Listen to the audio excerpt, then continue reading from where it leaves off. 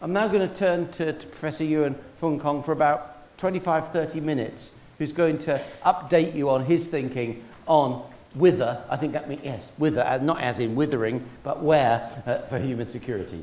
Thanks, Yuen. Over to you. Thank you very much. It's a pleasure to be back and to talk about where I think human security is going.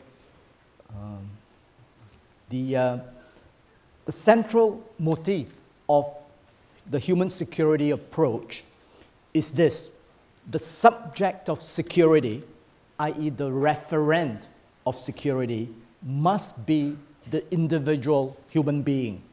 The United Nations Development Program felt that it had to say this in 1994 in their Human Development Report, because for too long we had privileged state over human security. And this has hampered the international community's ability to act when states turn into predators. That is when they turn against their own people, or when they fail to protect them from famine, HIV, AIDS, and ecological disasters. So advocates of human security say two things. First, human beings must be the ultimate referent of security.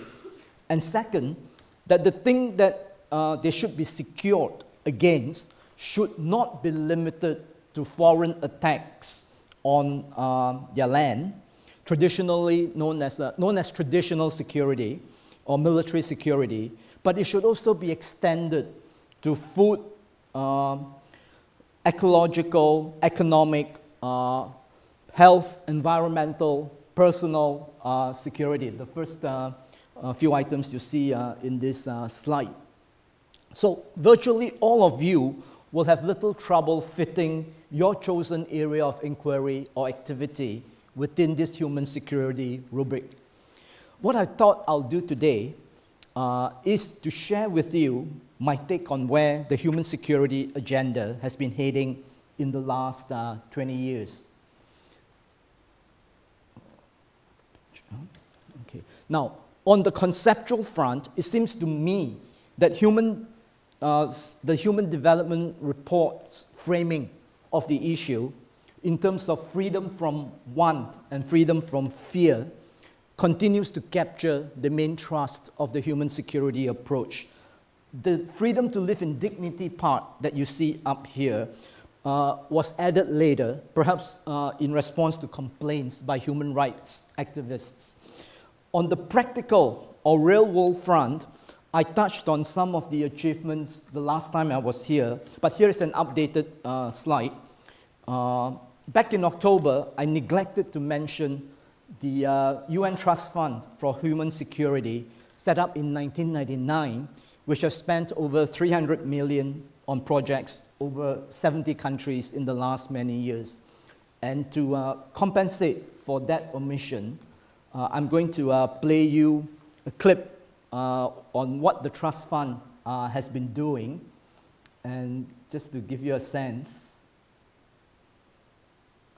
I won't play the whole clip, I'll just play part of it. In today's world, we face threats, multiple threats.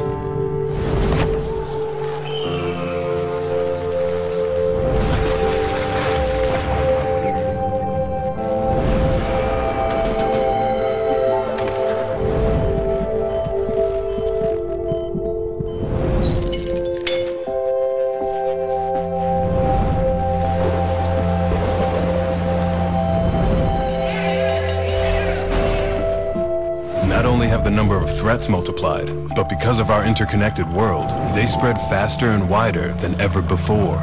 Together, they threaten the core of our human security. But these threats cannot be seen or solved in isolation. We need to work together to overcome these threats. The human security approach offers a complete response to these complex threats. It protects and empowers vulnerable communities. It addresses the full range of threats faced by communities at risk. As a result, it brings meaningful change to people's lives. That's why human security programs are designed through partnerships. And together, we create an environment where people can live their lives, free from want, free from fear, free to live in dignity.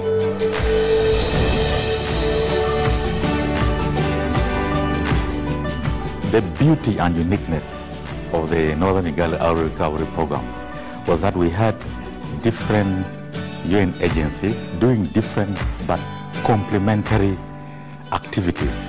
People are very busy in their gardens, planting crops, have facilities, good roads, people can access easily the schools. You see children happy going to school.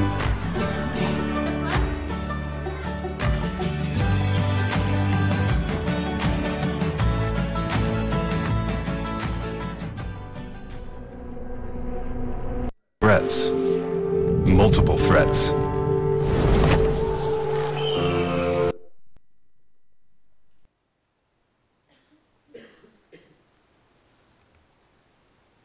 Okay, so you get the message from the clip that you just saw.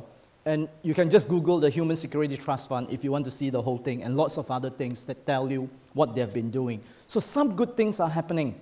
If you say that the UN security unit's focus on these activities fit the freedom from want aspects, I think you're spot on. It does seem to me that the UNDP has decided, unsurprisingly, to focus on the economic, health, environmental, community security activities, or what used to be known as economic and social development before they were securitized. Two questions that you might want to mull over in the days ahead might be, one, whether securitizing these issues at the top, have made any difference. And second, how much is US 300 million in the overall context of UN expenditures? So, what about freedom from fear? Which the UN Trust Fund has defined as freedom from the threat to the physical safety of people from all forms of violence, like what we saw in Libya and are seeing now in Syria. I believe that this freedom from fear component has been outsourced or been benignly hijacked by the R2P advocates, responsibility to protect advocates, such as Gareth Evans and the liberal interventionists, who see R2P as something flowing from the freedom from fear agenda, but with a much more focused and presumably actionable remit, namely protecting people from mass atrocities, genocide, ethnic cleansing, war crimes, and crimes against humanity. That is what they mean when they say that R2P applies the human security concept, but is not synonymous with it. Interestingly, the UN the Human Security Unit, which is responsible for deploying the trust fund, is just as keen to distinguish its remit from that of R2P. As this implementation manual says, there's a clear distinction between human security and R2P. And it is the R2P application of human security that I want to focus on this afternoon for two reasons. First, to the extent that R2P is about preventing mass atrocities of the kind that we saw in Srebrenica, Rwanda, Libya, and Syria today, it is the more urgent challenge. If the international community fails to protect the most vulnerable in these situations, and the vulnerable are killed, they won't be around to be safeguarded against the freedom from want issues, ravages of poverty, food shortages, and ecological disasters. So in that sense, the freedom from fear to me is prior to the freedom from want. Second, this freedom from want aspect of human security, as implemented by the UN, is doing fine, just as they tried to show you in the clip that I had up there. But it is not that different from the economic development work that has been going on since the 1960s. So I would maintain that the more pressing and challenging aspects of human security is the freedom from fear aspiration, and examining its application through R2P is especially relevant, as well as revealing for our purpose of confronting 21st century dilemmas. Okay, that brings me to Libya. Okay. The Libyan people wanted change and democracy, and the Gaddafi government unleashed the military on them 2 years ago. As the conflict grew with enormous media attention, might be relevant for those of you who are working on this particular issue, France and Britain played lead roles in urging Gaddafi to cease and desist and to go. In response, and there were genuine worries that there would be mass atrocities committed against those who were fighting the government in Benghazi, you will remember. In the end, Gaddafi and his son labeled the rebels terrorists and promised to exterminate them as they did rats. That's probably the wrong vocabulary to use in the age of our R2P. At any rate, the West decided to enforce a no-fly zone, which involved taking out Gaddafi's air force and air defenses, and subsequently, with NATO air cover, the rebels succeeded in toppling Gaddafi and then killing him.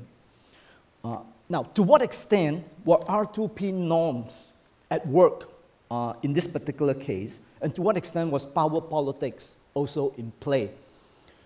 Being able to frame what Gaddafi was doing to his people in R2P terms, that is, he's committing mass atrocities, was undoubtedly crucial. But power politics was not absent, or rather, power politics in this particular case facilitated action by the West. The West had the wherewithal to decimate Gaddafi's military and air force without undue risk. Gaddafi was militarily weak, and he must rue the day when he gave up on developing nuclear weapons. As Thucydides put it, and as Vice Chancellor Steve Smith put it, the strong do what they can, and the weak suffer what they must. We are using different translations.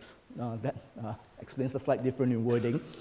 And Gaddafi was weak, and yet he talked big. So in this particular case, the international community came to the rescue of the Libyan rebels who might otherwise have been killed by the Gaddafi regime. So let's fast forward to Syria today then. What's the fatalities count so far? Anyone? How many people have been killed in this Syrian conflict by, around now? Anyone familiar? Yep. 80, yep. 80 is the latest figure, between 70 and 80, and I think that's the ballpark. Yep, millions displaced.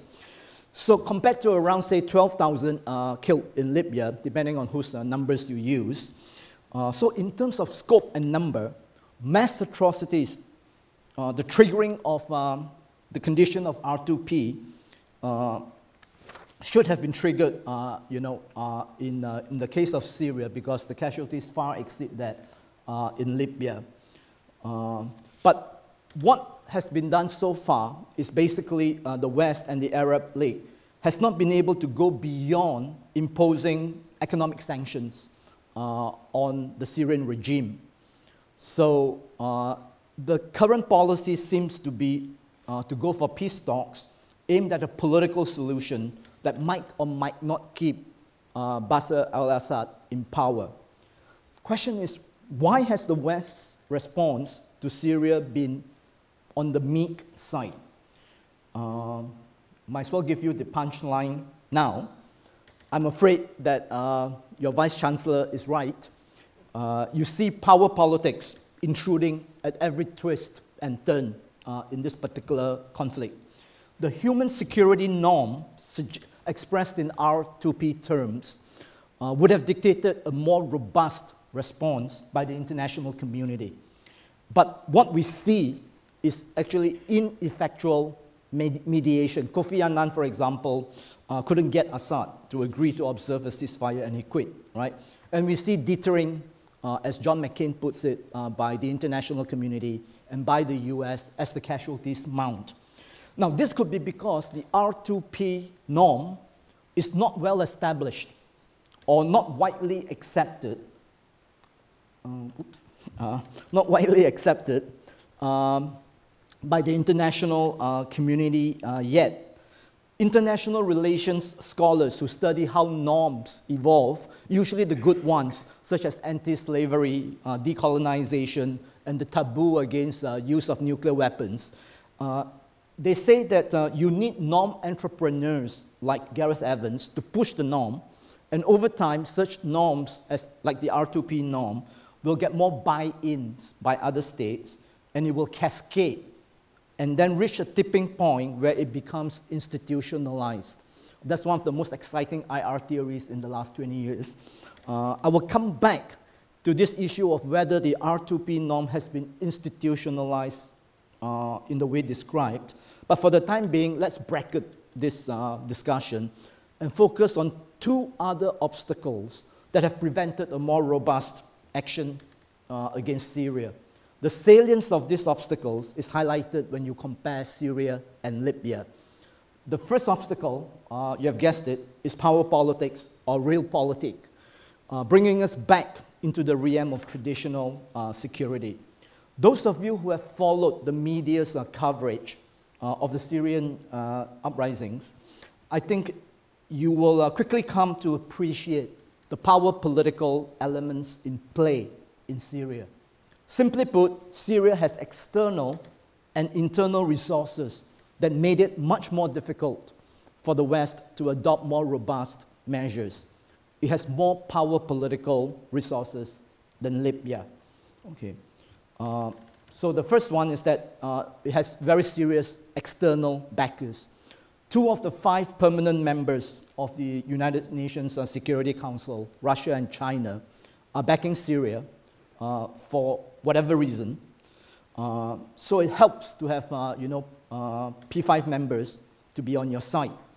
As you know, Russia and China have vetoed 3 potential resolutions at the UNSC that aim to sanction Syria for the massacre of its citizens. Hillary Clinton, while Secretary of State, had termed Russia and China's actions as despicable.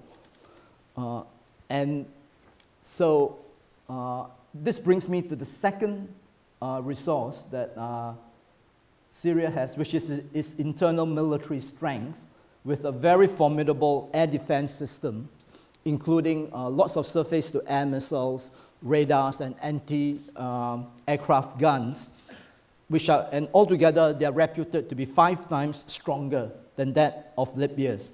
And many of the SAMs, or surface-to-air missiles, are actually situated in densely populated areas.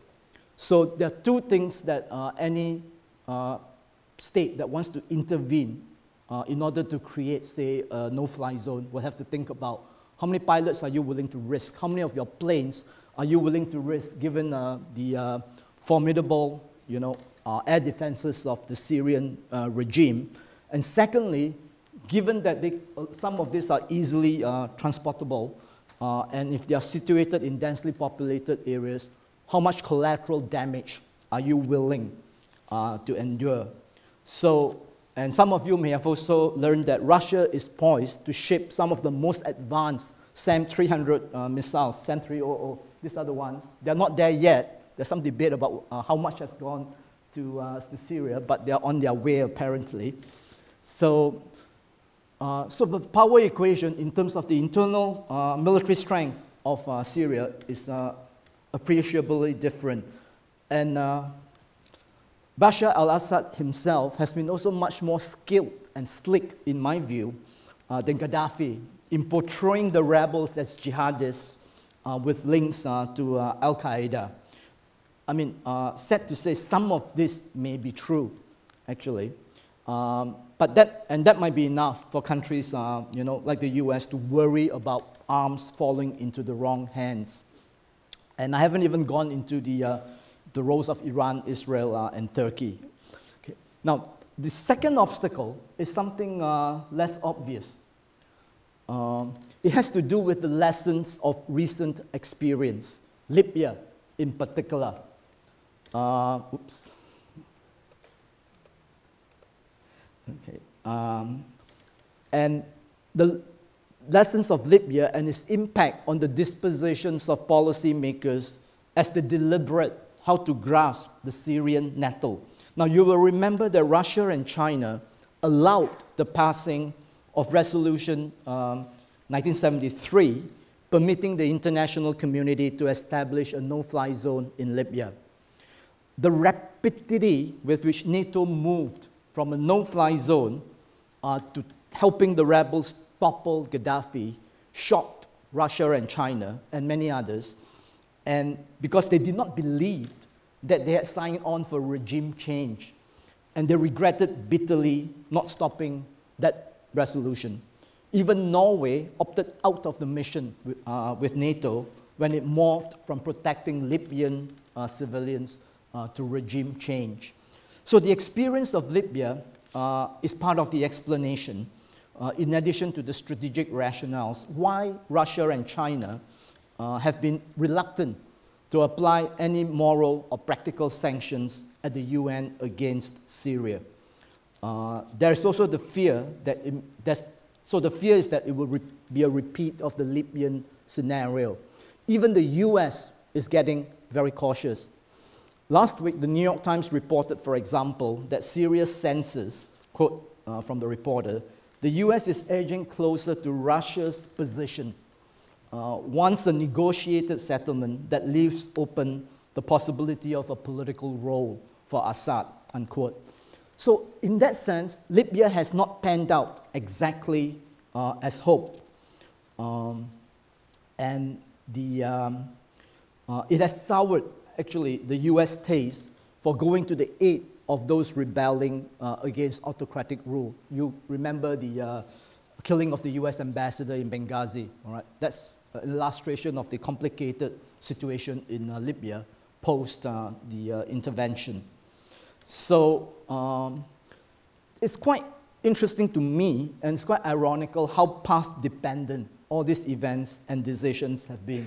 If you look slightly further back, you can see, as I tried to suggest in this slide, that the US experience in Somalia in the early 1990s, where US Marines were killed and then dragged through the streets of Mogadishu, had a major influence on Clinton's reluctance to act during the Rwandan genocide of 1994. And it was the international community's inaction in Rwanda that was instrumental in allowing the norm of R2P to be introduced. And because the international community was galvanized into saying that no more Rwandas, right? And you may say that actually the Rwanda analogy informed France, Britain, and the US thinking when they decided to use NATO to go save strangers in Libya. But the Libyan experience has also made Russia, China, and even the US much more cautious on Syria for different reasons. So this is how path-dependent one event may have on another. So let me come to the conclusion then. Our analysis of the trajectory of the human security or R2P approach in Syria, heartrending as it is in terms of the international community not being able to do that much, points to two major obstacles that seem to have prevented it from having traction, the R2P norm in Syria. One, the power equation, that your Vice-Chancellor talked about, power politics. And secondly, the lessons of history or the lessons of the recent past. So by way of conclusion, I would also like to suggest to you that our analysis of the R2P norm and the Syrian situation also allows us to get a closer look at an ongoing 21st century dilemma, and that is the contestation over sovereignty as a fundamental principle of international life and international order. So R2P advocates one sovereignty to be conditional. States forfeit their right to sovereignty when they commit mass atrocities against their own citizens. The moral case is indisputably strong, especially if you accept that human beings are the things to be secured. But there are many states who worry about what they see as the dilution of the sovereignty norm. I mean, if you come from Asia, you know, you'll have direct experience of many of these states. And they're worried about opening a Pandora's box where military interventions a la Libya becomes normalized. Whatever the rhetoric about using diplomatic and non-military means first, states like Russia and China and even India worry about this in part because they also have restive groups within who are agitating for their ethnic and democratic rights, and they, Russia and China in particular, would be aghast at any form of foreign intervention, from verbal to economic to military, that constrains their room of maneuver for dealing with what they consider to be their own internal affairs. So to my earlier question, whether the R2P norm has gone over the tipping point, the experience of Libya would suggest to me, no. The norm is still fiercely contested, and that's a dilemma. Okay. Now, interest and power are very much implicated in this contestation, and that leads, I think, to a second and related 21st century dilemma, which has not so far been part of your activities because its fit with human security is not so obvious, but which I think will define the world that you live in, and that is the power transition that is happening as I speak. The negotiations and the contestations between the dominant, declining powers and the rising powers. So you may view what is happening in Libya and Syria as negotiations between the existing powers and the rising powers about the rules of the international politics game. The sparring between the US, Europe, and say Russia, China, India about Syria is very much about the rules of the game. And the rule that they are sparring over is the sovereignty rule. Human security and ROT advocates, namely from the West, want the sovereignty rule to be conditional, right? Conditional at a minimum upon states not committing acts of atrocities against their own people. That is what R2P means. But countries like China, Russia, and India, who are all rising, especially China and India, and many others are profoundly uncomfortable with this move to conditionality. In a sense, sovereignty has always been conditional. That is why we have Chapter 7 of the UN Charter. It is there to moderate Article 2.7, which says that your own domestic affairs are your own business, right? But Chapter 7 says that, you know, if it's a threat to peace and security, the international community may have an interest in coming in to prevent that threat to international peace and security.